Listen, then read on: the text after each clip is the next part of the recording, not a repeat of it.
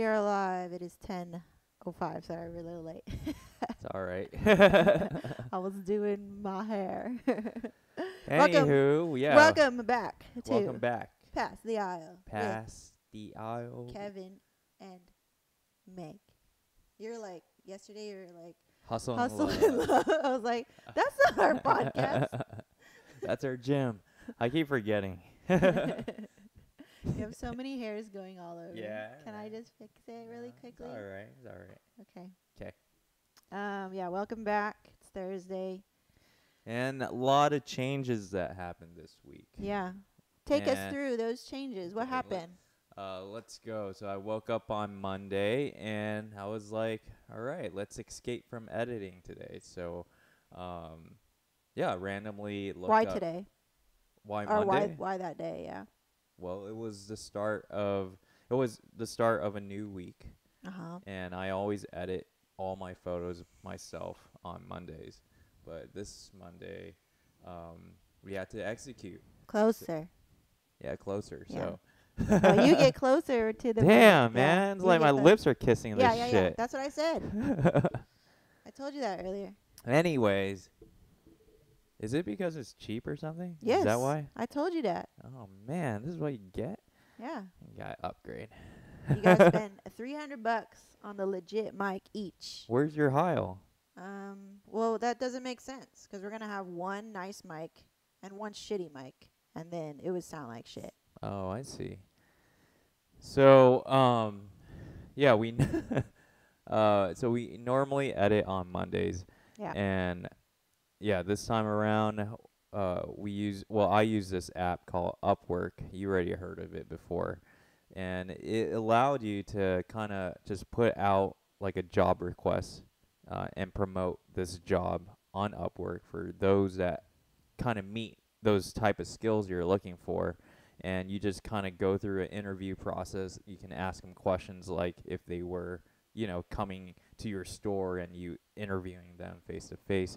But with Upwork, communication is like a lot easier because they have their own app, so you can quickly respond to them through your mobile phone, and it's pretty seamless so far. Yeah. So I went through like the things that I listed and what we were looking for in an editor was someone that can understand our style, Yeah. can dissect our editing style, and match it in color, match it in our special formula that we normally apply to each image when we edit, Yep. and also respond in a timely manner and execute Yep. within a week. Yep. We understand that no one's as quick as us Yeah. when it comes to editing, and that was our struggle, was to this is a change and we have to be more patient. So that was my struggle, because I know myself, when I was looking for these editors, I could have finished all my edits already. Right. Yeah, I already knew I could finish it by like 8 p.m. Right. But I'm like, gotta give it time, enjoy the process, know that this is just the beginning. If this person is the person for us, then life is going to be easier after that. Right. So Yeah. I was patient throughout this week, and we have a wedding tomorrow, so I won't be able to communicate with him. But hopefully on Saturday or yeah. Cool. Yeah. So that was the biggest change. I think it's a great change because 2 weeks ago or last week, you took over emails, Yeah. and then this week it kind of felt like it already settled in that you took over emails. So yeah, How's that been? it's been great. I mean, I'm used to it. Yeah. Yeah. Yeah. So it's slowly eliminating myself from all these different tasks that I do. And now, yesterday was like, it's funny that yesterday was an event. Yeah. Yeah, it like happened so quickly, like to kind of test us, or test me in a way. Test you how? That you can go out, you can now start interacting, start networking again, and Yeah. step out of your zone. Yeah. So that was different. And then we also were, as we were chatting with these other like business owners and stuff, because it was like an exclusive invite, photographers and planners only. Mm-hmm. And you realize that all these people had the same struggle that you did in terms of like letting go or delegating Yeah. and growing. I mean, I think in every industry, and it's cool here that everyone actually goes through the same motion. Mm-hmm. It doesn't matter what business you own. Yeah. Everyone goes through the same motion, and people that don't even have a significant other to be their partner in business Yeah. will feel alone, Right. and the struggle is a little different. Yeah. Yeah. We heard that a lot yesterday Yeah. from, because they're all kind of like solopreneurs. They have partners, but they're not in the business with them. And they said it was lonely. And I was like, even when we were together doing it, it did feel lonely because we didn't know how to like support each other yet, or like Mhm. we weren't on the same page yet. And then I remember telling them like, dude, we just figured it out, kind of. Like we're pretty good now. We're like a whole lot better 10 years later. Yeah. And that it's a process and it takes time to let go of yourself, let go of your ego to like make room for others in your life, even if they're your significant other, and then try to go be on the same page and go run a business. Like so, but that was cool. It was really interesting to hear their struggles are similar and stuff like that. Yeah. And you know, like when we were still, this was like when we just moved into our Fullerton studio. Yeah.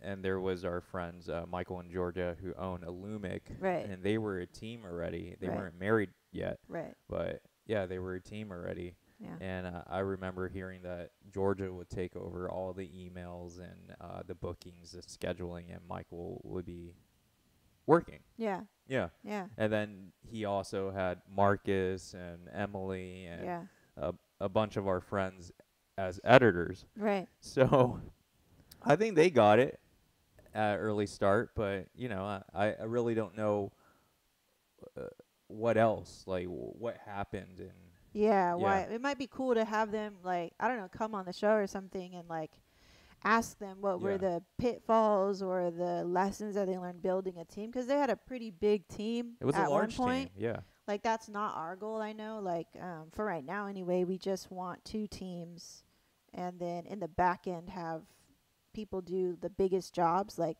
so cool, like we're in the process of getting an editor, Yeah. which that'll be sweet. Like I just chimed into your Upwork account, and so like I'm chatting now with another editor. So we're gonna just see on both fronts. Like that's gonna be cool and liberating for both of us. Mm-hmm.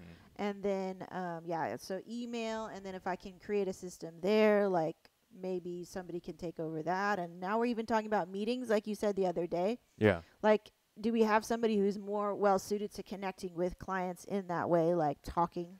Yeah, and I was speaking about that yesterday as well to a videographer named Sam, and Yeah. he said that the company that he worked for, I I forget what company it is, but they have a designated salesperson, Yeah. a person that is great at like Just making sales. Yeah. communicating with clients and Yeah. really engaging with them Yeah. and giving them the whole experience. Yeah, that's cool. I think that's great. Yeah. It's like when you go into Honda, when we both went into Honda to pick up our CRV, you Right. know, like there was like nickel and diming. The Yeah, experience yeah. is not that great. Yeah. But then when I went with my mom to like purchase her Mercedes, the experience is different. Oh. Yeah.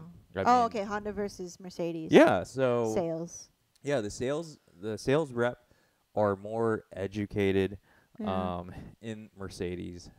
They take you through the history of Mercedes to, you know, teaching you more about what was revamped in this newer model, Right. and just telling you like specifically how it's made. Right. Yeah. Yeah, like when you go to a an artist gallery, Yeah. and then there's like this little girl sitting in at a desk, and she knows everything though, Yeah. and it feels like she's a part of that family or that vibe or that circle. Like you feel like they're very tight because she knows all these little things about that creator. Yeah. Yeah. And the biggest thing I feel within these past 2 weeks of you scheduling meetings for me to represent Jenna as our lead photographer. Oh yeah, how's that And been? yeah, we've been, we're booked already for this one wedding that they responded to us a week later, Right. but it verified that I was able to To do be, it. Yeah. yeah, was able to do it, was able to communicate the client to say that, she is knowledgeable, she is ready Right. to take on weddings. I figured it would be like a really great stamp of approval for the client, even Yeah. like when you were telling me, like, I don't know if I could sell somebody else. And I'm like, I think it's going to be a stronger connection You because it's know, you, the master, saying, hey, my lead is ready for you. yeah, I mean, but at the same time, there are certain words that we both say differently. Mm-hmm. Like I kind of modify the way I sell myself or even sell another person For sure. Yeah. on the day of. Right. Yeah, and it just kind of comes out like based on just reading your couples. Yeah. Yeah. So it's definitely different in language and how we speak. Right. But the ultimate thing that I normally address in a meeting is saying that, yeah, Jenna, there's this system that we created. Yeah. This system doesn't like go from A to Z saying that, okay, the moment she works with us, she's a lead already. Right. No, we have to go through certain criterias. Right. Like there's a lot of liability being a wedding photographer, just Right. like any other vendor in the wedding industry. So just explaining that to them really made them feel more confident. The other thing that makes it more confident is saying that, yeah, you've been corresponding with Meg, which Meg is Jenna's sister, and Jenna is technically, is my sister-in-law, and it's a family-owned business. And when they hear that, it's like, Yeah. Same language that I use, B. yeah. But anyways, but I'm just saying it really seals Yeah. the connection. Yeah. Like, where everything's in-house. Right. Yeah. Right. Not everything anymore, but Yeah. well, we'll see. Well, the way that I want to run that back end of the business should feel still like that, even though Mhm. you're not related to us. It still should feel like Qua, like he feels very much a part of our business family, Yeah. and like that's what I want. I want people to really feel like connected to us, Yeah. and with our group, with our team finally feeling connected with us, I feel our clients are gonna be more connected. Like it'll Yeah. just roll over. Well, that, I feel that it's vibe. in-house in a way that we're all either really great friends or we're family. It's Yeah. like everything's in-house. Right. Yeah. Um. And you also, like a while back, I remember Jeff would say like he would visit the Philippines to, Yeah. thank the actual people Yeah. in person Yeah. for helping. So that's cool. Maybe gotta I take a didn't. trip I don't remember to, that, but okay. I thought you said that. I think or- he was looking at. I think you're right, but I Yeah. just don't remember it. And then he's also looking at like properties and stuff. And Okay. yeah, and like if he could build. Oh, that's right. So he wanted to build like a freaking, like building for his team, Yeah. and his team is just there. And then Okay. he goes and visit his team, whatever, and like manage Something them some- more like nice. and- inclusive. Yeah. Yeah. It's like, dude, I got you guys. But I thought you gotta be a citizen in order to do that.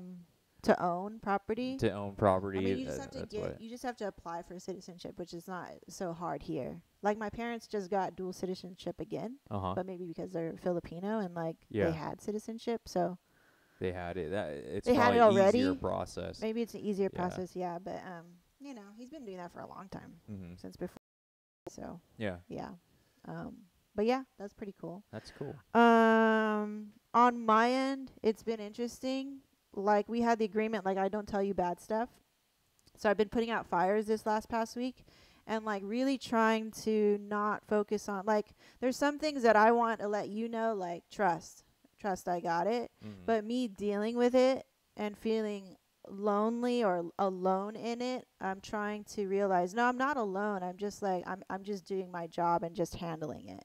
And this is what it feels like to have this new pressure. Like I was telling you yesterday, like now we get this new influx of weddings Mhm. inquiries. No, or I do, and now I see the crazy amount of inquiries that we get, Yeah. like personally, and then weeding through them and sorting them, and then trying to figure out, okay, what's the best way to handle each one of these clients, whatever. Mhm. Like still figuring out the system, and then again, still wrapping up ties with like bells and stuff finally I've moved all the clients over to our Dubsado, like our client management system. So thankfully, finally that's done. It took a long time for me to do that. I've just been moving like one at a time because you have to transfer every little thing and retype it because Dubsado does not migrate your clients. All right, it's time to upgrade, Dub. Yeah, and get an app. Get an app for the phone, okay? It's so difficult. Same with CloudSpot. Same with CloudSpot. Okay, sorry. So it's just, entrepreneur woes. But yeah, so it's been interesting, like taking on that, and I know that's my role. At the same time, like trying to ease your plate, like just having you worry about your things and me, I worry about my things, and then me like questioning when do I tell you? Like when do I tell you if it's something to bring into your world? And I'm like. And I kept like trying to find the line, and then finally I was like, nah, it's cool, I got it. It was like more like building confidence and trust in myself to handle the situation. So not to like build it up in your head like it was some crazy thing, but yeah, there were issues this week, and it happened because partly because of this merger, and like we like even the other day, like how a client we weren't available for them anymore, which they felt wronged for that. And I don't think that's a fair imposition on us to think that we're There should be a better system to remind us for everyone that was interested in us, to let them know prior for them to communicate with us, right? To me, it is a little bit entitled to think that they're the only person who inquired for the day. So it's kind of like, I think no, it's not 100% their fault. It's not 100% our fault. Yeah, of course. But I think there should be a separation between those that inquired and never met with us or spoke to us versus the people that inquired and met with us. Right. We never just said anything afterwards or anything. Yeah. Got you. So that's there needs to be like a little system for those that did met with us. Right. And just update them. So we're still figuring stuff out. Like between you and I is like, okay, what emails do you continue to answer? What, clients you're already talking to them. Okay, so continue talking to them. All these new clients, okay, you talk to them. So it was like, and then we get like 10 inquiries a day for some days sometimes. Yeah. So it's like, it's just a lot. So, guys. Which is great. Please, yes. Love it. Love. We're grateful. Yeah. Thank you for inquiring. Thank you for this. You stress. Good stress. But yeah, be patient with us and know that we're humans behind here. We always care about what we're doing. We always care about giving the best service. But yeah, there are just some, like especially just with this merger, we're figuring it out. So that's all we can say. And I was thinking about businesses, like, you get that hot feeling when somebody's not happy. Hot feeling in your body, like, oh, somebody's not happy, like a client is not happy, even though we haven't even done anything for them yet. I don't like that clients are not happy, And so you get that hot feeling, and I think, oh man, like think of all the businesses that are very, very successful. They've gone through the same thing. Yeah, They've but had at unhappy, a larger scale. On a larger scale, right? Talking shit about the business or whatever, like even writing really crappy reviews about them, and they pull through it. So it's always nice to like go, okay, we're not alone in this. Cool, that's number one. Like I have support.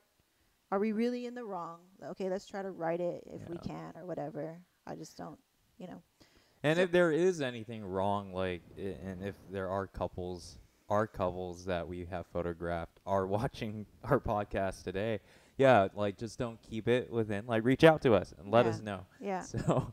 That's how I feel. Yeah. A lot of those other people that write on the business bureau, and it's because of their customer service mainly. It's like they try to reach out to these businesses, but there's no phone that's available. There's no email. Like, how can you contact them? Right. So the only way is to say bad things on the BBB. Yeah. Because there's no way to get their attention.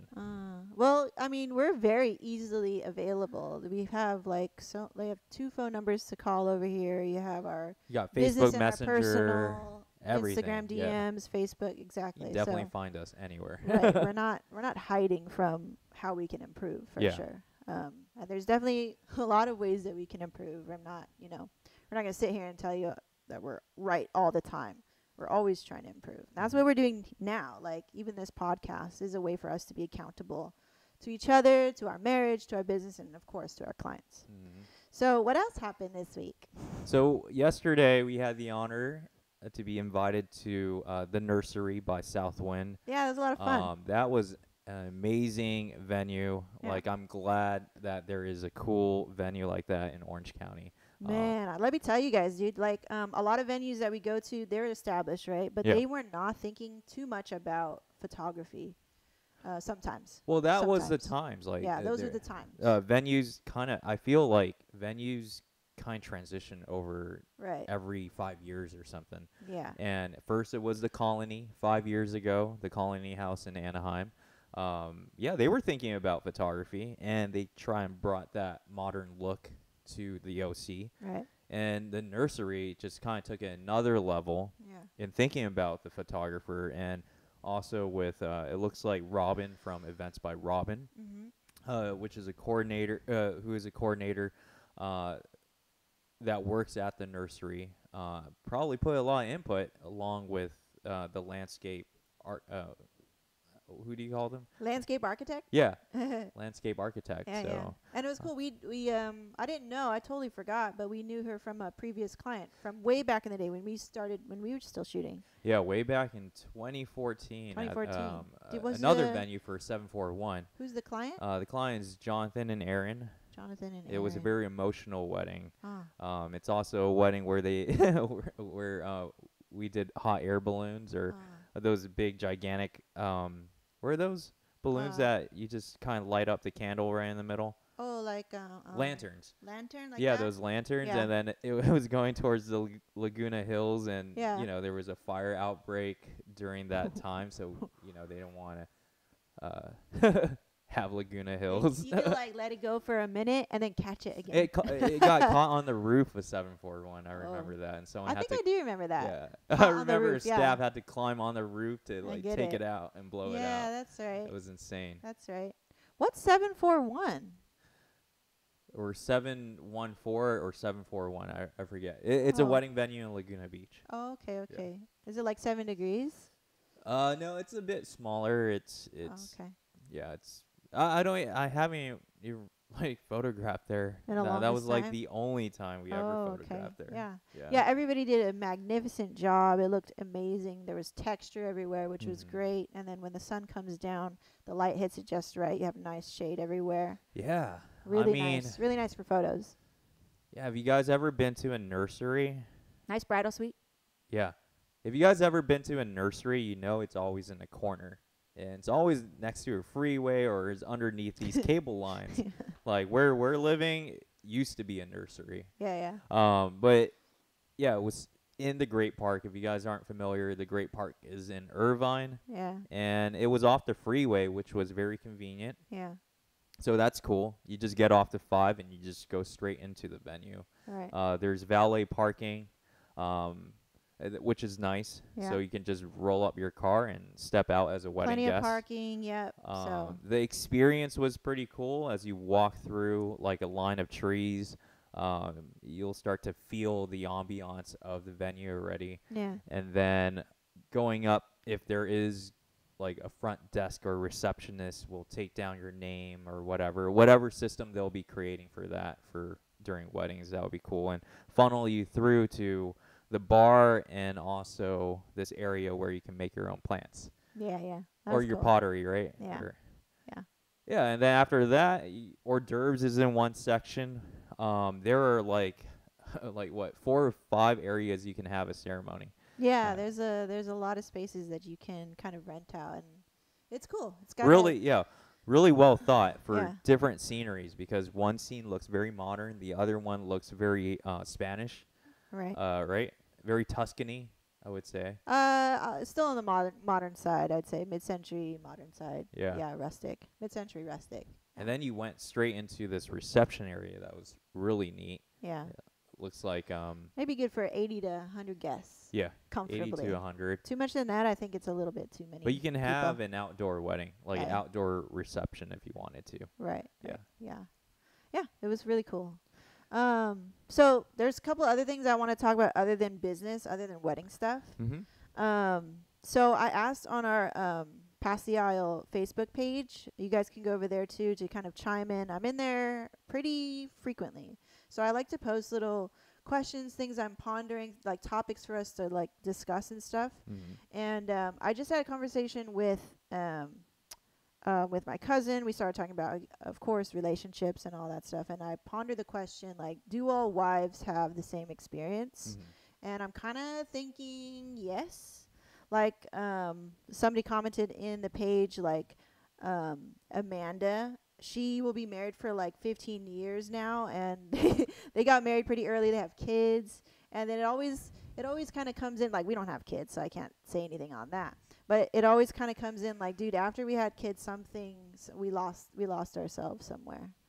And so I ponder the question, and I ponder this to you guys who are listening, like, um, how can wives or how can women, I think in general, just support each other? And if so, like I always ask the question because of this podcast, they ask me questions. And I'm like, when is it okay to, like, I can share my experience, and I think maybe that's enough as to how I can help other wives who are dealing with the same challenges that we maybe went through. And then on the other hand, how can husbands help other husbands, or how can men help other men? What did you think about the whole, like, the questions that I've been putting in the group? Like, I know you read through I that. only read through Amanda's. Was there anything after that? Well, I said, did you read my part? Yeah, I read your part. Yeah. I have to, like, I don't have like photographic memory. Well, basically, people dealing with the same thing. Yeah, dealing with the same issues. I Yeah. mean, we can relate to when we were in Super Jewelry Co. Yeah. when Tony, kind of revealed like everything Yeah. what he went through being a husband to Cindy. Right. And then we were just saying, hey, they're like us Oh yeah, in that's a way. right. Yeah. So, and then he started to point out a bunch of articles researching why is he feeling this way, and he shared it with us, and he shared it on the Golden Rule. Yeah. And then you started to bring out some issues within our marriage, and it kind of clicked together. And he's like, "You got to be a man. We are boys." So we're just a bunch of boys walking around. That's a good And one. then- So maybe you can yeah. share, what does it mean to be a boy? So, there's an article out there, and maybe you can find it again. Okay. It's boys versus man, Uh-huh. right? So sometimes they were just doing a comparison. If you're, a lot of women are being married to a boy In what way? in a way of just their behavior. The behavior, yeah. Yeah, I mean, thinking process probably as well. Yeah. The way they think, like manning up is to like really not trying to avoid about speaking about issues within your marriage. Mm. Like that's a man is to let's get it down, let's talk about it versus pushing it aside and thinking everything is fine. Mm. So Like that denying it. yeah, like there's that self-denial. Yeah.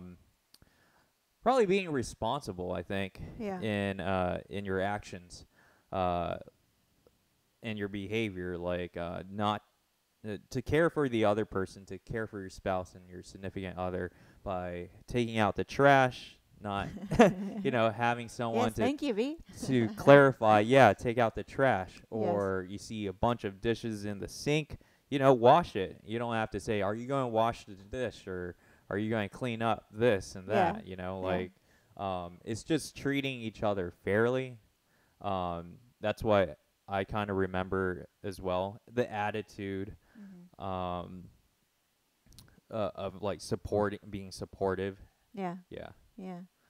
What were some of the boy behaviors that Tony would point out, like, that maybe you shared with him, and then you If I had changed the it? list, I can really relate. Well, like, just think back at your life, your own life, not the article, but in you. So we want to distinguish. I think for people who are listening, they're like, well, what's the difference? If I'm a guy listening, I'm like, and they are usually unconscious about boy behavior. Let's kind of think back to, like, for example, wedding planning. Okay. And these issues are engraved in all couples from from when I meet with them, Mhm. is that the groom just handles the money. Yeah. Like, that's all they do. Yeah. And the decisions are, I mean, I'm not speaking for all grooms that are like this. I'm Yeah. just pointing it out that I do see this behavior a lot.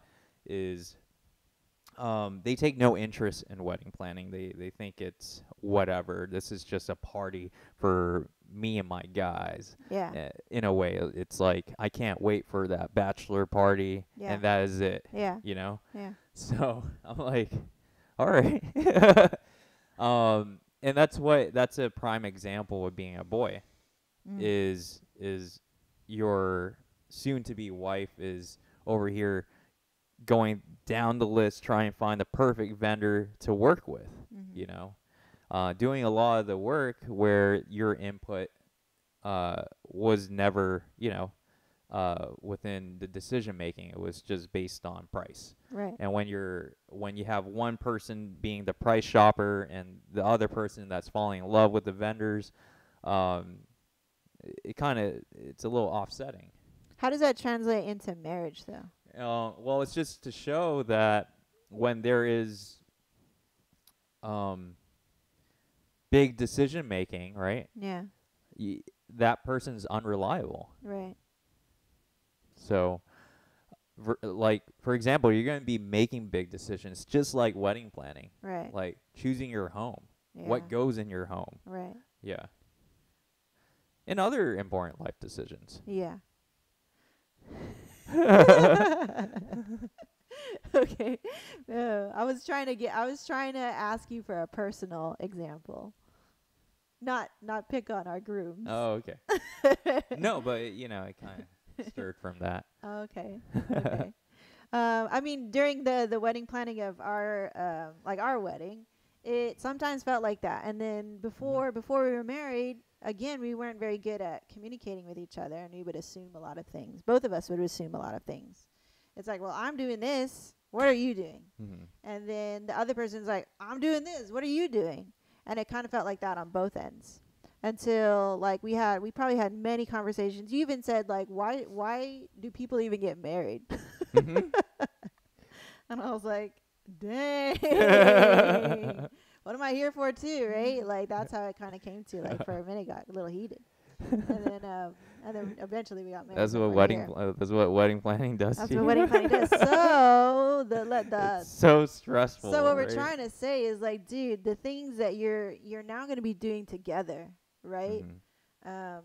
And you don't really know before you get married unless you've had very good practice about being good communicators to one another. If you have been, like, good for you, because that's just something I think you don't know about it. And I talked about it earlier, like the idea of marriage is such a fantasy in one's head, especially a woman's head. We're like, woohoo, married. And I knew it wasn't going to be woohoo married all the time, but it's still, because you haven't gone through it yet, you don't know. You don't know. So until you go through it, and I think the best way, like, people can maybe, I guess, get ready for marriage is just start practicing now. Like, how to, like you said, treat each other fairly, Also live together. Like, Try try and live some people together. have their beliefs. And Yeah. you don't want to live together before marriage, but that's hard. That is hard. We lived together from the Very we were beginning. Friends, yeah, we were friends Yeah. first, and we were roommates first, and then we started dating. So we had a lot of practice. I think within our generation, when we went to college, a lot of my friends, they were living together already. It's Right. like their girlfriend or their boyfriend was already over their home, Right. like every day. Every day, yeah. Yeah. So. It just seems unfathomable, because, like, to me, I was like, dude, why would I not try to live with my future husband? 'Cause, like, I want to test drive the car, you know what I mean? Like, I want to test drive it. And, like, I remember our first year together was like fights about stupid things. like toilet paper or cleaning Yeah. or stuff like that. And so, yeah, it was great to like get all that crap out of the way. Like still when we moved, like when we got married, we still had the new marriage challenges. Mhm. But but yeah, like we didn't have to like feel like, oh my god, who's this new person in my house? Yeah. Yeah, that's some pressure. Okay. But I So, know in the Asian culture, yeah. they like to live with their parents for a long time until the day they're married. Well, Then it's they, different now too, right? Because yeah, everything's so expensive. So there's that's that. true. There's the financial element that is not as, I guess, like we were in the transition of things starting to become expensive. Mhm. And so living at home was the best option, right? Yeah. Like we lived in your mom's house for forever Yeah. until we got married. So another thing that I wanted to bring up too, because I've been having conversations with other women, and they ask me like, "Oh, you sound like you're in a great place now," and I'm like, "Actually, yeah, we're in a great place now, but it's always I don't want to give off the fake image of us being perfect. It's not. You know, I I don't don't think want it's to." ever. Nothing It's is ever it's perfect. never perfect, Yeah. but you know, when people see on the outside what we share on social media, I do want to be very not too transparent where you like see everything. Yeah. You don't want to Um, see like yeah the right. ups and downs, up and But yeah. know that we are a real couple with real struggles, probably very similar to yours. And I'm so grateful and proud like that you even come on the do this with me. You know, that you're willing to do this. And many other women that I've talked to, they're like, holy crap, that would be so good for us. Like Mhm. they start imagining, dude, what if my husband or what if my significant other would talk to me this way? Mhm. Like and really actually listen and say something back meaningful. And so I'm like, oh man, that's yeah. I mean, like our podcast is like our therapist, basically. You know, Yeah. they The keep Mac us is keeping us grounded. is keeping us grounded, is allowing us to say things clearly without being bitchy or mean or you know what you would normally do behind closed doors. Mhm. So it allows us to have a decent conversation and actually create problem solve our issues. So it's really nice. But the question that I always get is like, so how did it happen? How did you get from there? How did you stop having the same argument? How did you like help your husband realize he was being a boy? And then vice versa. How did you help your wife stop being a girl about things? So my example like of girl behavior into woman behavior is like not talking, not opening up to you and just saying it's fine or whatever or what you know like not talking like how I first came into this relationship. And so maybe we can kind of lay out, I think what would be most helpful is how did we pivot away from our most toxic patterns, because really when you have the same fight or you feel like you're having the same fight or you feel like you've been here before, I've said this a million times, like it's because both of you have a certain pattern. Like you and I, we had a pattern at how we were dealing with hard stuff in our marriage. I would like shut down. I would keep everything in. I wouldn't tell you the full truth, or I would talk to everybody else about it and not tell you about it. And then resent and keep it in for a long time, and then tell myself and deny to myself that I was still mad or still hurt. And so that was my biggest pattern at how I would deal with it. On your end, how did you deal with our like repeating stuff? I think it like comes out in explosive times. Like Uh-huh. it just always keep telling you like I can forget about it, and you're like, no, you Yeah, that's don't right. forget Yeah, you about it. don't forget. So, but then it stacks on top of each other, and it Yes. comes out in like random explosive times. Yeah, Like that's right. That's right. yeah, Yeah. and then it just goes down the list from there. I'll give you to be more clear what you mean or think what you mean Mhm. is like we'll be having an argument about letting go of email before, Mhm. and you really don't want to do it and you're giving me a lot of resistance, and then I figure out by talking to you that there was just so much other stuff that was piled in your head Yeah. that you were worried about, that you had the feeling of responsibility. I got to pay for this. I got to do this. My mom this, like all this stuff. Mhm. And then it was manifesting into this fear of, I can't do one more thing you ask me. I'm not going to let go of email. You know what I mean? Like, do not ask me to change my routine. I was like, and then when I learned that, Yeah. I was like, oh, he also does not feel supported. He also is coming from parents that they did their best, but dang, like there's a lack of support there. And I was telling you the other day is like when we were young, we didn't really hear like I love you and didn't get hugged a lot or because we're Yeah. Asian. And then we talked to Lizzie Liz and she's like same thing, right? Yeah. Because we're Asian. And it's not a knock to our parents. Like they did It's just their culture. best. It's just culture. We had a roof over our head. We ate really well. We didn't want for anything, but the emotional side of caring was just a little bit Distant. distant. Yes, distant. But we're grateful for it. Parents. I know my parents are always listening, so super grateful for it. But now, when I understood where you came from, and I felt like I just got to know you last year, even though we've been together forever. I was like, oh, that's why you don't want to change silly, stupid things that I think is silly and stupid, and it's going to make us better. Mhm. So for me to understand and go, okay, so you're just as hurt and feeling unsupported just as much as me. So if I feel like if both wives, because sometimes when wives complain about husbands, I feel like they don't really realize that they're a part of that. They're a part of that cycle. You're also in there turning that cycle of toxic patterns and toxic behaviors. And I feel as wives, we have to take responsibility for that. And then go, okay, now that I know, how can I help support you? How can I help serve? How can I put my ego away? Or, and it's hard to do that because maybe you're still hurt, but you have to say you're still hurt, Mhm. like I did so many months ago. And so, that was, I've been thinking about it for a while, and I was like, I don't know how we started to really pivot. Like, it was just one thing after another. Like, we had some explosive arguments, but then we came back and, like, instead of doing it this way, like we always handle it, not talk about it, forget about it or whatever, Mhm. we actually did something else. And then it's also the way you say it.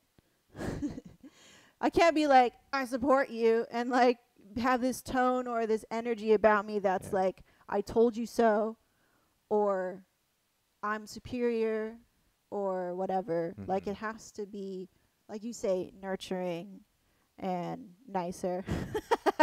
I think wives have a tendency to not be nice because they're hurt. Mhm. Why are you mean? Like, if I ask myself, why am I mean? And I would think of myself as mean, I would be like, oh, it's because I'm hurt. It's because all those times I felt unsupported. And it comes out like that. It comes out mean because I'm still actually mad or still hurt. Mhm. And then the same thing with you. Why you don't trust is because all those times you're like, that didn't work out. Now I'm going to remember it forever that it may not work out. And so the trust is like hard to come easily for you. Yeah. And so now I get that. And now that I know that, I can help us pivot those times where I feel those toxic patterns come again. And I'm like, oh, this is that feeling again. There's that conversation again. Like, okay, cool. Now that you're aware, before we'd be unconscious and like, brah, again, all over, right? But now it feels more like, okay, it's happening. It's happening. And then I go, like, I try to like flush all my madness or irritation or frustration. Like, it's still there for sure, but I try to flush it out and I don't let it come out through my voice. And like a perfect example was like 3 weeks ago or whatever with the shabu shabu thing. I think we handled that pretty well. Hmm. What do you think? I forget that. I We don't were like, remember. that was right before we did all the changes. So like 2 Uh, weeks ago, I guess. it's funny how you remember certain things and I remember the other things. That's true because you Yeah. remember stuff that I'm like, I don't remember that. Yeah. Yeah. I think it impacts a person differently. Yes. Yeah. So if it didn't impact you, then I don't. It impacted me. Yeah, it impacted you. For sure. Yeah, I don't remember. Remember, That. like, okay, I just felt like that was a time where we could pat ourselves on the back because I felt us going to our typical toxic pattern where I say something to you. Maybe it wasn't as nice. You take it as very defensive, and then you're like, I don't want to change. Nothing, nothing, nothing, right? Yeah. You're like, I don't want to grow. And I'm like, okay. and then, but then I was. Oh, now I remember. Remember? And then I was able to, like, I not was like, take it personally. I don't want to move from this cow land. I don't want to move it. Yeah, I was like, these are lies. This is it. Yeah, this is it. I was like, no, Okay. these are I lies. remember it. Remember? Yeah. So I was like, okay, I'm just gonna let all my emotions and frustration and irritation drain and become, like, to me, this is my best tool. I'm not very good at it yet, but this is how I do it. Like, if any women are wondering, how do you not be mad? Like, how do you not let it affect the way that you talk to your partner? It's like, yes, I'm still mad. I acknowledge that I'm mad. I acknowledge that I'm angry. But then I go, like, when I told my cousin, I was like, I let all my emotion drain. All of it. Not happy. I'm not, maybe I'm a little sad, a little peeved, whatever. And I just try to be as, like, how do you say, like, devoid of motion as possible. And then I focus on the goal, which is like, dude, I want to do this change. I want to do your email. I want to make our life better. So how do I communicate that? And I'll think, and then I'll try to consider what's your love language. How am I going to communicate to you? How am I going to pitch it to you? And then we were able to, like, get back to, I forget our conversation, but, like, with that in mind, and then you saw that I was calming down, that I wasn't perpetuating your irritation too with the changing and stuff. I think we both came back to normal fairly quickly. And, like, even you, like, hug and kiss me after, like, oh, you're right, B, like that, right? And before I would be like, meh, like, don't talk to me, don't touch me. But I was like, meh, like that, right? Like how we do. And then I felt better. And I truly didn't feel still mad or irritated with you. I truly let it go. I truly was like, yeah, we're gonna do this. Let's do this. Let's make this change together. Yeah. Yeah, and I mean, yeah, part of that was also challenging myself because I remember speaking last year. It's like learning more about my personality, and the personality is always opposed towards change or just doing a bunch of research and nothing gets done, and you got all these other personalities waiting on you to make a decision. Yeah. Yeah. Oh yeah, you talked about that last time. Yeah, we're being is it a consul? Yeah, consul for you. Yeah, being a consul, you're very judgmental. Like, yes. Anything that you do, you're going to judge it. Yeah, there's a scale, right? There's like on a scale from 0 to 100 on judgmental, like yours is really high. Yeah, mine was like 90 out of 100. Well, it was on a scale of 10, so it said 9 out of 10. Yeah, okay. So I was like, yep, I mean, yeah. I'm a 6 out of 10. I'm very skeptical. Skeptical, yeah. I think freaking psychology class made me that way. I think your mom made you that way. Or my mom made me that way. Thanks, Mom. Either way, like, well, just because of her experience and what she went through, she got, a lot of people. She had a hard experience. Yeah, she had a hard experience, and she would, like, verbally tell me about her experience, or I'll see the actions of people, like, kind of screwing with her, basically. Right. Like, for example, this guy was a real estate agent. This was back in 2008 when we were about to lose our home to a foreclosure. I think a lot of people dealt with that in some sort of way. Right. But this real estate agent was trying to say, hey, to my mom when she's about to lose her home, but fork him $4,000 and maybe he can, work something out in trying to prevent that foreclosure from happening. I think I remember that. Yeah, and then he just basically bailed and took the money, and and we never saw that $4,000 back. Yeah. And just little things like that kind of add up over the years. Did you sign an agreement, or did she go, or there was just like no a agreement? Okay, like, see, so it's a two-way street, right? Yeah. Like, I'm not trying to rag on your mom.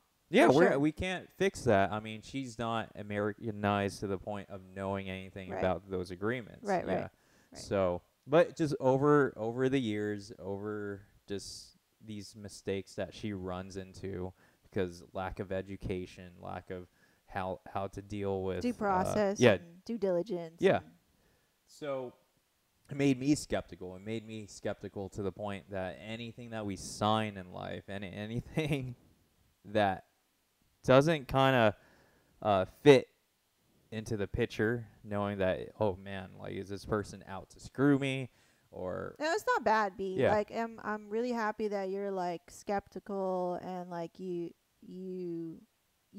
actually read what you sign. You mm-hmm. know that you're responsible. So it made you more responsible. It's just it got like sometimes it would get overboard It would get um overboard. with things like I would like it comes in little things and I notice it now and I'm like why you think like that? Like little things where it's like, oh, they're gonna not do a good job, like the Mm-hmm. first time working with somebody, or you better what are you doing to like make sure that it's absolutely perfect? I'm like, and then it would get in my head too, Yeah. and then I would see how the cycle is perpetuated, how one can be raised in a sort of mentality that everybody's out to get you, everything is scarce, everybody's against you, the world is against you, versus everything's in abundance. The world is for me, the Mm-hmm. universe is for me. And I don't want to be naive. At the same time, I don't want to be negative.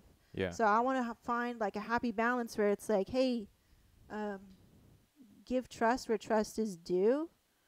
I'm going to try to be a smart individual, a smart human about my life, and Yeah. then I'll ask you to do the same. And I won't get on you or put weird thoughts in your head for no reason. Mm-hmm. For no reason. Like I would understand if like somebody screwed me over and then I would be working with them again. You're like, are you stupid? That would make sense. Mm. But yeah, sometimes it just gets a little overboard, the negativity.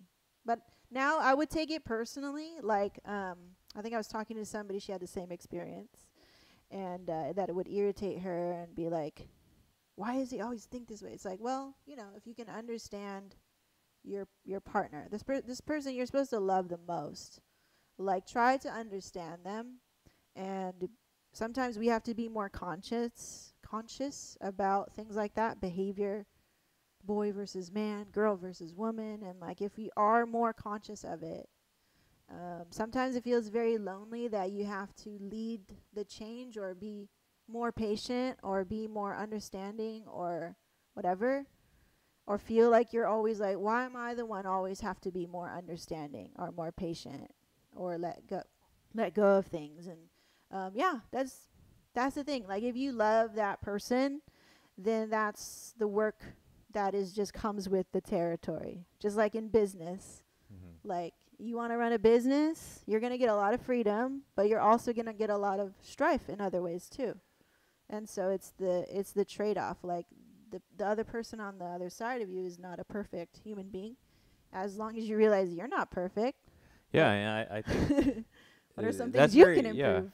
that's very similar to when you're working for the county of Riverside, right? Mm-hmm. Not everyone in your field was perfect to work with. No. Yeah. It's the same thing everywhere, I believe. Right, Yeah. right. But when you work with your husband or your wife, there has to be ways in which both of you can, as long as you have the same goal, Mm-hmm. right? It to me, things become a lot simpler and easier when you go, hey, we have the same goal, right?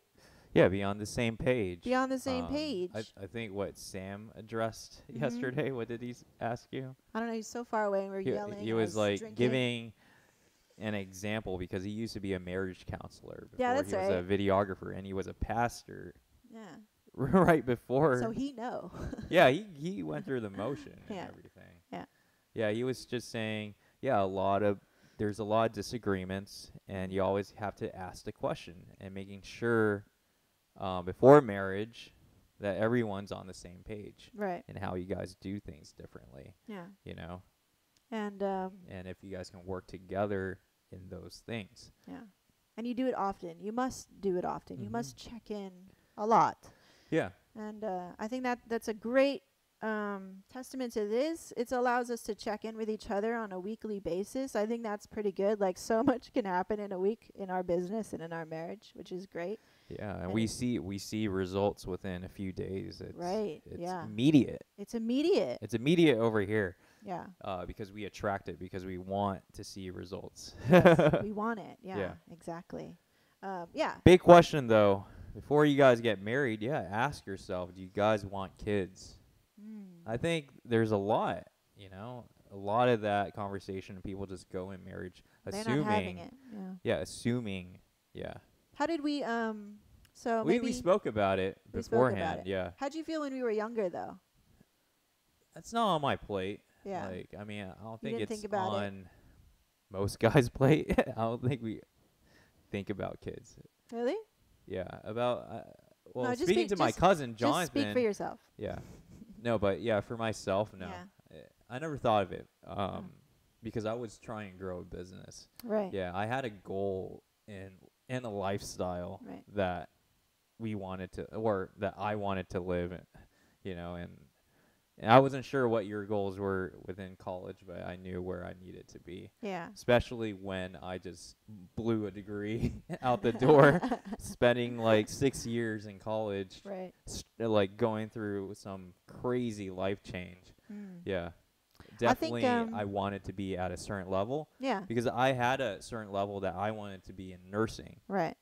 right? I didn't want to be a nurse with a BSN degree. Right. I wanted to be a nurse practitioner, Uh-huh. someone that was more almost close to a doctor, but yeah. Okay.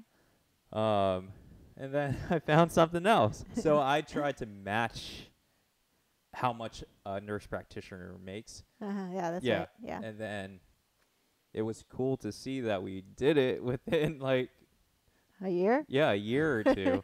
I And was then like, you were convinced. You were like, yeah. I make way more than a nurse. And I was like, okay, cool. I was like, cool. And I was like, and then I was like, but I love this more. Yes, for sure. Yeah, it's And like, you did not like nursing at all. yeah, At all. Yeah, yeah. It's like I really hated it. And I was always like, dude, you're not even nurturing, like your bedside manner. Oh, it was terrible back in the day. Yeah. Like now you're learning to be a little bit more caring. Like I remember when I gotta tell the listeners this, dude. Yeah. When we first started shooting, Kevin was a Nazi about it. Like, dude, I could not sit down. I could not do anything. Like it was crazy. And all these people come through in the team. I'm always a little bittersweet. It's like, you guys don't know. You guys don't know how I was trained, man. And then no wonder, like the way I was training, all these seconds coming through, Yeah. and they're all like hecka scared. It's And the number one like adjective, boot camp. yeah, the number one adjective to describe me is stern. And I'm like, God damn it. Boot camp. But actually, I always been stern, so that's not always on you. But the thing, it kind of sparked from my teachings, like, how I was taught Yeah. in the wedding industry was by the Furious Photographers. Yeah. Like when I worked They with seem them. more fun. No, I mean it's just the photos and what you see. Yeah. But But in working, they were but when mean. I was working with Lawrence and working with Doug, Yeah. I mean Doug was more chill. Yeah. Sorry. But anyways, but he was like, "Don't sit down. Don't show that you're tired in front of my customers." Got You it. know, got yeah. it. Got it. Got it. No, it's good. I'm not like I'm just saying like you had a way of excellence, and we were very young. Yeah. And when you're very young, you just I guess you're naive about things. You're not. You Try and don't. test out the water. You're like, You don't know anything actually. I don't know and, anything about business.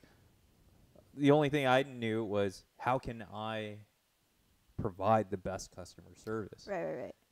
Every time you walked in a hotel and someone's there always greeting you or opening the door for you, that's all the things that I thought about of customer service. But service industry in general, like Yeah. if you think about a waiter, how they have to smile at you and everything and Yeah. whatever, even though X amount of people maybe gave them shit or they're not getting tips or even their boss is a dick or whatever, right? And the service industry, this precedent amongst all people in service, they're like, they have to be like this. That's the And entire perfect. world. And all this stuff. And it's like, damn, dude, like, get some compassion. Like, and nowadays, like, I think the way that we run the business, we try to be as transparent as possible and still be professional and not bitchy and not trying to complain. I'm not trying to complain, but Yeah. I'm just saying that there are humans behind your burger. There are humans behind your photograph that, are just like you. That they get tired, or they have bad days, or they have aches and pains, or whatever, right? Like, just to have a little bit more compassion for each other, I think would be a lot better. But whatever. World peace. Yeah, world I peace. really do want world peace. So, yeah. Which is Anyway, very true. Yep. yeah. But yeah, that's how it was in the beginning, and nowadays, like, we're so much better. I don't know how we got off on that tangent, but it was. Yeah, let's go back to your questions. I don't know what my question is. That was a big tangent. That was a big But that's tangent. great. Like, just kind of expel it. Yeah, yeah. No, yeah. It's really cool. Like, if we can just share little tidbits Yeah. of our whole journey, 'cause it's a lot. It's a lot Yeah. of stuff to consider, and to, like, dude, we came from there. Yeah. Like, whoa. And another helpful thing, it came from a book that you read, right? Which? The Laws of Attraction. Oh yeah, yeah. Yeah. You can tell 'em a little bit more of that book for Oh, those that yeah. haven't read that. And yeah, okay. So, when I first met Kevin, and I'm gonna start at the way back 'cause I think it's really interesting, and you'll see how everything ties together. Okay, so be patient. So the first time I met you, I was in college, and I was commuting, and you were like, "Damn, that girl has nice hair, but her eyes are really red." And that's because I was super tired driving from Palmdale to Fullerton. Okay, and it was like a 2-hour commute to both ways. So I was like, dang, I have to live here. Like, if I'm going to continue my college here and graduate, I need to live here. I need to stop commuting. I need to make some friends. So I didn't have any friends. I Yeah. just gone through a really bad breakup, blah, blah, blah. And then I met you in Asian American Women's Studies. And then David, your roommate already, was like, we have an extra room. And then he was like, right, yeah, right. Okay, cool. Cool, can I check it out? Blah, blah, blah. And then I saw the house, and the house is beautiful, of course. It's this huge house overlooking, the OC. And then I took a picture of it. And my mom had given me this book called The Secret. Everybody knows The Secret. I didn't know it. Okay, so some people know The Secret, and it's about laws of attraction. Yeah. So that you can move things into your universe if you ask the right way, and if you have the right mindset. Not a magic pill, just saying. It's a mindset sort of practice. And took a picture of the house, and I had my vision board. A vision board is something that you can put things that you want up on it, and then you let it go, and then somehow, some way, it manifests into your world. So I really wanted to move there after meeting you, and then I thought it was awesome. I thought you were awesome, and I took that picture and I put it on my vision board, right? And then later on when I moved in, and I was like, dope. And my parents were cool with it, because I was like, are they going to be cool with me living with another boy? Two boys, two actually. boys. Maybe they felt better because your mom was kind of like in and out at the time. She was still working a lot at the time, so we like barely saw her. But maybe they felt better that there was a mom in the house, and they were like, okay, like they trusted, and I was like, cool, awesome. And then I introduced you to the laws of attraction, and I'm like, this is how it works. You write down what you like, but you say it this way. You say, thank you for this. Right, thank you for, or I'm so happy that I have this, right? And then you can put it like on a board, or you can put it in a little box and just like forget about it. And then you started to do that. And then what was one of the first things that you put in your box? I can't remember, but But you still put stuff in your box today. till this day, and it still works. And that's how we got this house. If I looked all the way down, it will probably say a lot of stuff. So you keep everything. Yeah, everything's still there. I don't see it too, guys. Like, I don't see what's his box. He just tells me. He's like, I wrote this down a year ago, and it happened. I was like, cool. Yeah, it's pretty cool. Yeah, there's some like some intense notes in there probably. Yeah, that's cool. But it was like, I think it started in like when we were about to lose our home. Like that really triggered a Yeah, huge impact. yeah. You know, like for a kid that grew up in one city for his entire life, And very wealthy. huh? But never, to now you gotta move somewhere, Yeah, right? yeah. So I was like, whoa, shit, where am I gonna move? Where are you gonna move the heck? Yeah, where am I going to go? Like, What about your mom? What the heck? No, Where am I gonna go? See, this is what I deal with.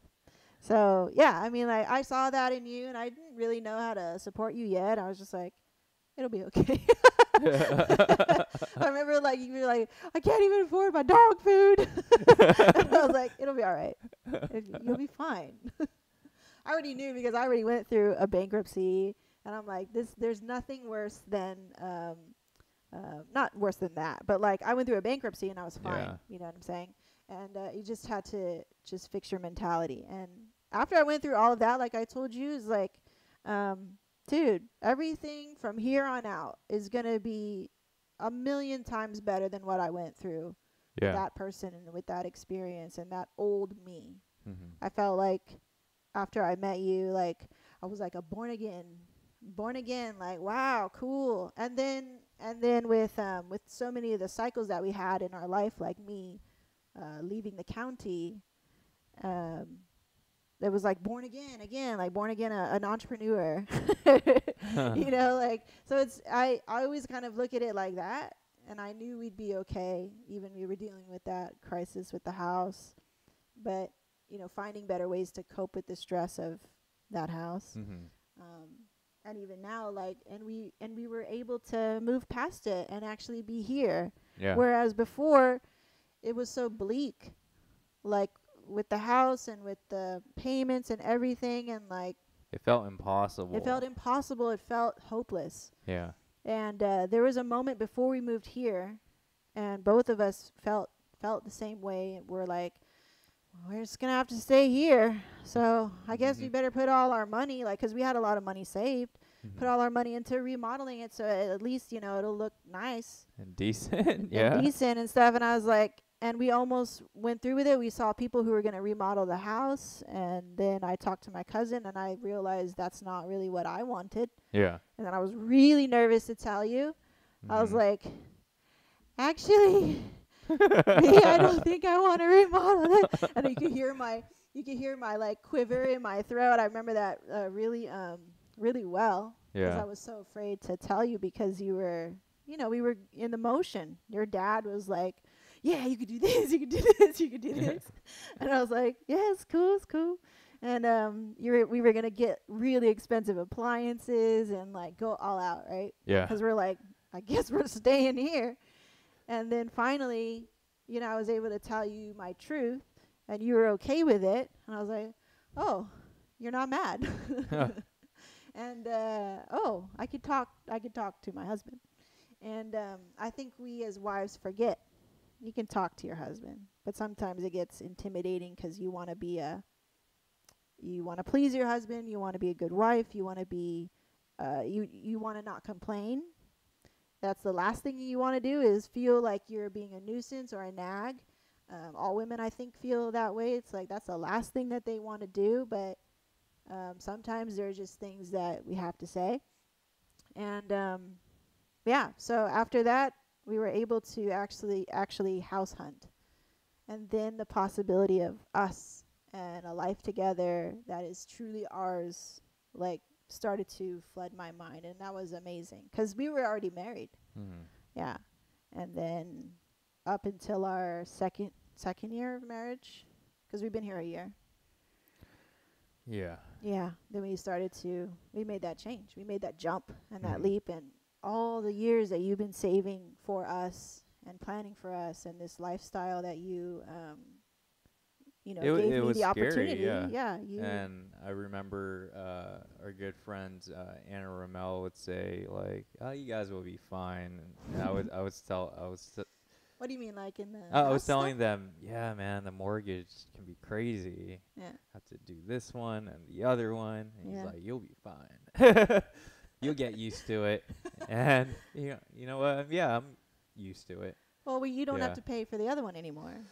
Yeah, thankfully. Because we actually said, hey, like, let's not just, take it at face value. Let's try to find a solution. And we did. Mm-hmm. And we all, even your mom, contributed to, like, we worked as a team, as a family, to help pay for that mortgage on that house. And now it's off your Yeah, off the shoulders. shoulder. And it's not manifesting into these weird arguments that we used to have. Yeah.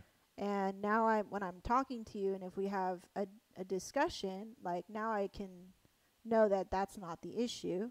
Because Mhm. before I didn't know that was the issue. And then just be more clear, just be more clear with each other. Yeah. So that helps so much. And it was really nice to know too, like, your mom was with us, Mhm. like, she's on our team. Yeah. Like, we're on a team together. Like, I didn't really feel like that before until, like, last year, which was so cool. And then you started to heal your relationship with your mom, and, like, that's been really awesome. Mhm. And then yesterday you told me, like, what did you say? Like, your conversations are lighter and happier. And I was like, oh, that's nice. That's nice it's to not, hear. It's not always about Money. finance. Yeah, that's good. I love Yeah. hearing that. And she comes over randomly, and, like, so I love seeing that relationship between you two, like, soften Yeah. over these last couple of months. That's been really nice to see. And yeah, it's been really cool. Yeah. And I was like, oh, I want to keep doing that with my mom too. Like, keep nurturing the relationship, because, like, I think that's where you and I are really similar. We just, Mhm. like, weren't really, I don't know, like, how do you say, like, I wasn't really tight with my mom. Like, it's very easy for me to, like, talk to my dad, I guess, because we just did stuff together. Not talk to him, but, like, just do stuff together. And, like, but with my mom, I'm like, there's still, like, this, like, some uneasiness. Not now, really, but, like, I don't know.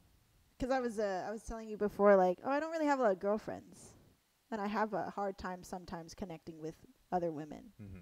And then I go, oh, is it because I have kind of a hard time connecting with my mom? Most likely. Maybe. Most likely. So I just go, okay, so I'm going to try. How do I do that? But yeah, I think that box thing. Let's get back to the box thing. So you buy a wooden box. What, you don't like talking about your mom? I told you this morning, I was like, oh, I had a dream that my mom died. And then you said, oh, you miss her. Yeah. I was like, I'm going to call my mom. Because I had dreams like that, and then I've never had a dream like that. I looked that up, and that's what I said. Oh, That's what it meant. It's freaking hot over here, man. It's hot in the sun. That's what I'm trying to say. Is that you get a wooden box, get some Post-it notes, and you write what you want. What you want in life. What, not your goals, but what you're willing to achieve this year, or not way out futuristic, something that's approachable. Right. Yeah, and Something manifest doable. it. Yeah, Yeah. something doable. Do you ever eh, put something in there where you're like, this is impossible, but you put it anyway? No. Okay. Yeah, something reachable for sure. Yeah. Yeah. I would never say, okay, let's book 100 So weddings. if I'm like a non-believer and I go, so why even put it in the box if you already know it, you're gonna do it? You're not going to do it because you didn't write it. Something about writing it down Yeah. holds you accountable of doing it. I see. Yeah. So it's a little agreement that you have with It's yourself. it's a self-agreement. It's Yeah. crazy. Yeah. It's like your agreement with your spirit or something, your energy. But you don't always think about it, do you? Or do you? No, I don't even You just think put about it, Yeah, you just put it. and then you look a year later or whatever. Like, you kind of forget No, about you it. just kind of realize that it happened. It's like deja vu. You wrote it, it happened. Yeah, that's true. That's true. And it's spooky. Yeah. So Oh, it's How I Met You, B. yeah, I remember that. I kind of forget about that story now. but it's very spooky Yeah. because I did write that we were going to get a house this year, Yeah. or I mean not this year, but when I wrote it, Yeah. and we got a house, Yeah. and this and that, and a new studio or a bigger space, something like that, and Yeah, it happened. And it happened. And I'm like, holy crap! Like, okay, I'm just gonna keep this to myself, but I'm just I was like, well, I'm just gonna do it, Yeah. you know, Yeah. and do what I'm doing. And Yeah. yeah. Mm. So just sharing it out there. Yeah. Yeah. If you think it's stupid, I thought it was stupid at one point. Yeah, he did. Yeah. Just do He's it. like, why? I'm What? telling you now, it works. Yeah. But just don't write like stupid things that, oh, I make $1 million this year. Unless you're making $800,000 already, Yeah. yeah, you can write that. I'm Yeah. gonna make $1 million this year. Right. Yeah, not if you're making $60,000 a year, saying that I'm gonna make $1 million this year. That's not gonna work. Yeah. Yeah, something very reachable. Yeah. Yeah, Or that can be the long-term one. Be like, I'm now making $1 million. yeah, that's too You futuristic. could put it in there. Yeah, you can. Can. Don't impose your All right, sure. on people's All right, boxes. okay. I think everyone You wants. don't know. You don't know. Oh, like how I met you, I said, I was like, I want somebody like this. I don't know where it is. Mhm. And then I just on line, I filled the whole page with who I want in my life, like who I want to like be partners with. Yeah. And then I don't know how soon or however I met you, but then I met you and I feel like you hit all those things. Hmm. So that was cool. That's. But I cool. didn't put a time limit on it. Yeah. So I think not putting a time limit on it, I think it's okay to do that. Yeah. Yeah. You do what you want to do with your Yeah. box. Yeah. And they say wooden box, but mine's metal. So. That doesn't have to be wooden. Okay. Sure. Yeah. I just have a wooden box. Okay. So I think how we can end this is maybe leave something that will kind of like help a lot of people, help us. Mhm. Because sometimes it feels very lonely when you're the only one saying, hey, am I the only one who notices this? So how can we be on both sides more conscious, more self-aware without being judgmental? So for example, I would think in the past, oh, I'm conscious. I'm doing the right thing. I'm doing all the self-help stuff. And I would notice things about the way that we do stuff. But the way that I would communicate it to you, I would be very judgmental about it, or assuming that you're not going to get it, assuming that you're not going to change, that you don't care, I assume. And that's because I'm hurt, and in the end, I'm not being self-aware. I'm not leading us into better pastures. I'm actually just still perpetuating this cycle of toxic behavior. Even though I'm thinking, because my ego is saying, oh, you're doing so good. You're reading all the books. You're talking about it on a podcast. You're making videos about it. But are you are you actually making positive change in your relationship? Which was no. Mhm. I would just complain and not do any real action or be really supportive to you.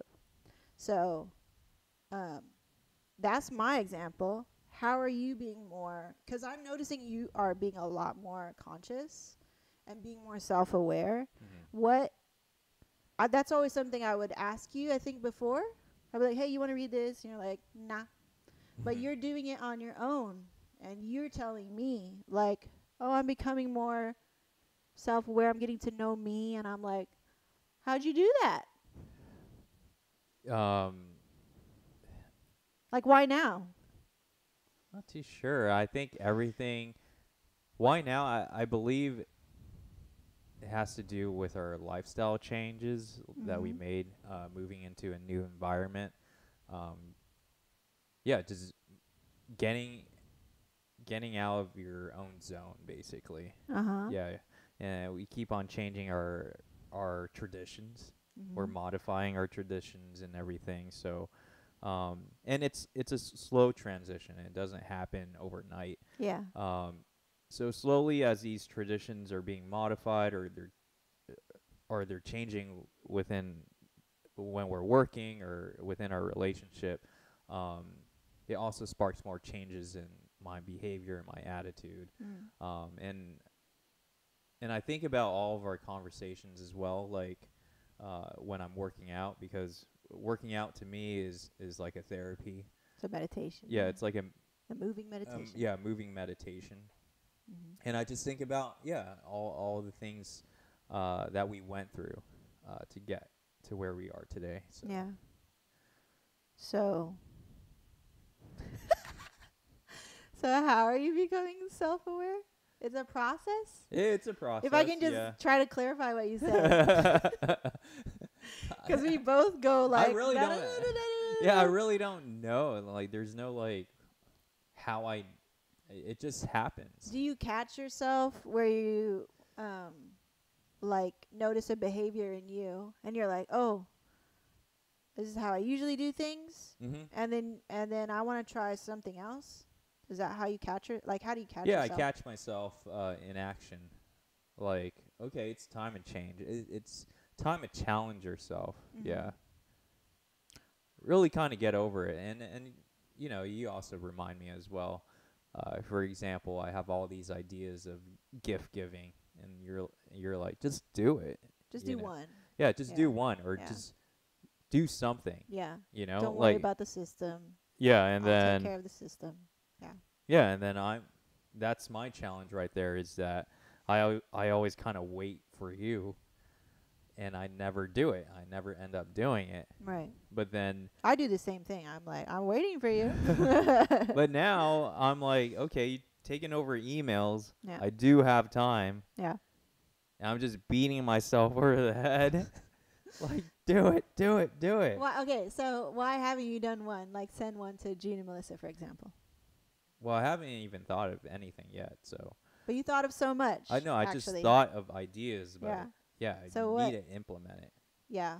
What do you think is holding you back?